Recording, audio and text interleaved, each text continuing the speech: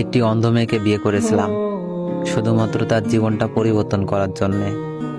চেয়েছিলাম আমার ভালোবাসা দিয়ে ওকে পরিপূর্ণতা দিব, বুঝতে দিব না সে অন্ধ। বেশ ভালোই যাচ্ছিল দিনগুলি।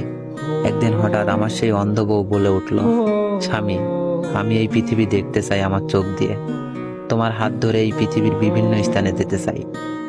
তার এমন কথায় উত্তর দিয়েছিলাম, চিন্তা করিও না, তোমার মনের ইচ্ছা আমি পূরণ করব।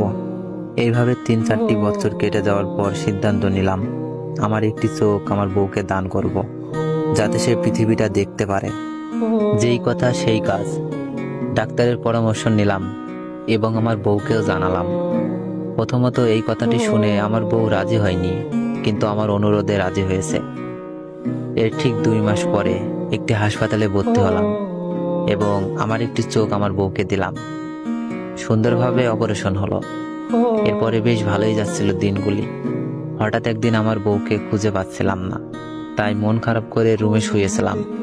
এমন মুহূর্তে আমার ফোনে একটি ভয়েস মেসেজ আসলো।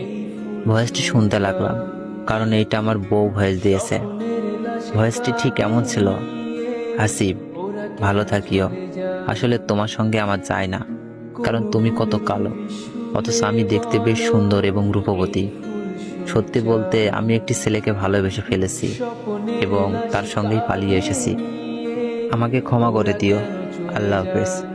ভয়েসটি শোনা মাত্রই হাসিব নিস্তব্ধ হয়ে যায়। বুঝতে পারতেছে না এখন কি করবে। হাসিবের হাত পা যেন থরথর করে কাঁপতেছে। সত্যি বলতে পুরুষের ভালোবাসা অসম্ভব সুন্দর, কিন্তু সেইটা কিছু নারী বোঝার ক্ষমতা থাকে না।